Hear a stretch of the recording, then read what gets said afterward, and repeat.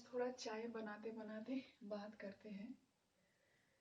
एक भक्त का प्रश्न था कि कहीं पे उन्होंने पढ़ा कि सिर्फ प्रार्थना के ही बल पर भगवान की दर्शन हो सकती है। तो ये प्रश्न का ऐसा जवाब पूछ रहे थे कि बिना साधना के, बिना कोई मंत्र दीक्षा के, ध्यान जाप ना करके, बिना साधना का क्या ऐसे करके ईश्वर दर्शन हो सकती है क्या, सिर्फ प्रार्थना के द्वारा? तो इसका उत्तर मुझे जो लगा,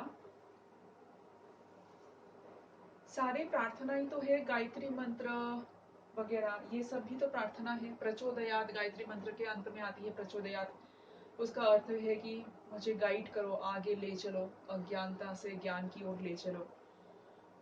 तो मंत्र क्या है, मतलब जो एक वो संस्कृत में है, कोई पाली भाषा में कह रहे हैं, जो क्रिश्चियंस हैं वो इंग्लिश में बोल रहे हैं। वो सारे प्रार्थनाएं तो हैं, जो मंत्र बार बार जो भी प्रार्थना बार बार बोला जा रहा है उसी को ही हम मंत्र बोल रहे हैं। तो अगर मंत्र जाप के द्वारा आप सोचते हो कि ईश्वर की प्राप्ति हो सकती है, ईश्वर दर्शन हो सकता है, तो क्यों नहीं प्रार्थना के द्वारा भी हो सकता है। मंत्र क्या है, जो प्रार्थना बार बार कह रहे हो वही मंत्र है। इसलिए प्रार्थना से भी ईश्वर दर्शन हो सकती है, क्योंकि वही बार बार प्रार्थना जो किया जा रहा है वो भी मंत्र ही है। बौद्ध लोगों को आप देखोगे ऐसे ऐसे करके घुमाते रहते हैं, एक गोल ऐसे प्रकार का कुछ एक रहता है, उसके अंदर भी वो मंत्र ही रहती है, कहते हैं।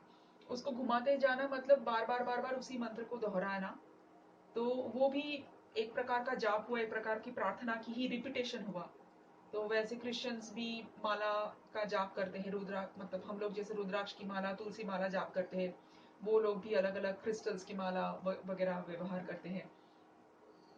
तो क्यों नहीं, असल में मन एकाग्र हो, चाहे आपने सामने धूनी जला दिया और धूनी को देख रहे हैं, चाहे आप एक मोमबत्ती जला के उसकी लौ को देख रहे हो, चाहे आप एक सफेद कागज में एक काला बिंदु लगा के उस बिंदु को ही आप देख रहे हो, अगर आपका मन एकाग्र है कुछ देर तक और कोई भी एक चाहत आपके मन में प्रबल है, तो वो हो जाता है।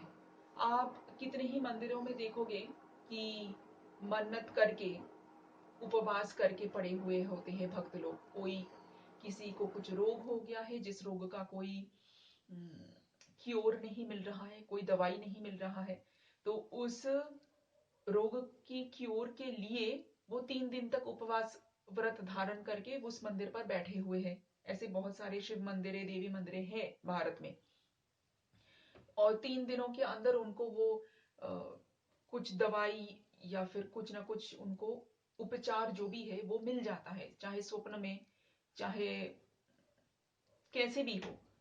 तो ये अगर कोई भी चीज की जो चाह है वो अगर प्रबल है, इंटेंस है, और आप उसको लगातार 3 दिन तक या कुछ घंटों तक आप उसी में ही मन आपकी एकाग्र है, चित्त अगर एकाग्र है, तो वो फलीभूत हो जाता है। तो इसलिए आपने दीक्षा लिया है, नहीं लिया है, कुछ किया है, नहीं किया है, आप अगर चाहते हो तो वो आपका हो ही जाएगा। क्योंकि भगवान तो कुछ अलग वस्तु है नहीं कि कुछ आसमान में कोई सिंहासन पर बैठे हुए है। कण कण में वही ईश्वर तत्व है, आपके अंदर, आपके बाहर, आपके चारों ओर, आपके हर सेल में वही तत्व है। तो आप इंटेंसली कुछ भी चाह रहे हो तो आपके होल बॉडी के सेल्स ही उसके लिए तत्पर होंगे, उसके जवाब में। आपके माइंड में, आपके स्पिरिट में, आपकी आत्मा, पूरा वही तो है, आप अलग थोड़ी हो। तो होता ही होता है।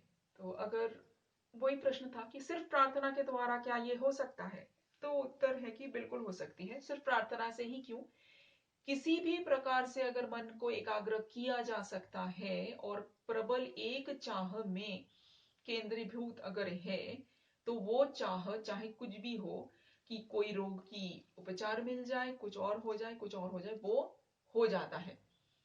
पर हम वो इंटेंसिटी जो है, वो जो प्रबलता है, वो चाह जो है, उसको हम मेंटेन नहीं कर सकते हैं। कुछ ही देर में हम सोचेंगे अरे भाई भूख लगी है, प्यास लगी है, वो खाना है, वो खाना है, अरे उसको फोन नहीं किया, उसको फोन नहीं किया, वो काम करना था, वो काम बाकी रह गया। एक जो व्रत धारण करके 3 दिनों तक उपवास रख के कि कुछ कहीं पे और मन नहीं दौड़ने देंगे हम मन को, एक ही जगह पे मन केंद्रित रहेगा, इस प्रकार से जो व्रत होती है, इसमें हम वो कर नहीं पाते, वो धारण कर नहीं पाते, वो कंटिन्यूटी को मेंटेन नहीं कर पाते हैं, वो खंडित हो जाती है। खंडित हो जाएगा तो हमारा मन इधर उधर भागेगा, तो मन एकाग्र नहीं है, तो वो नहीं होगा।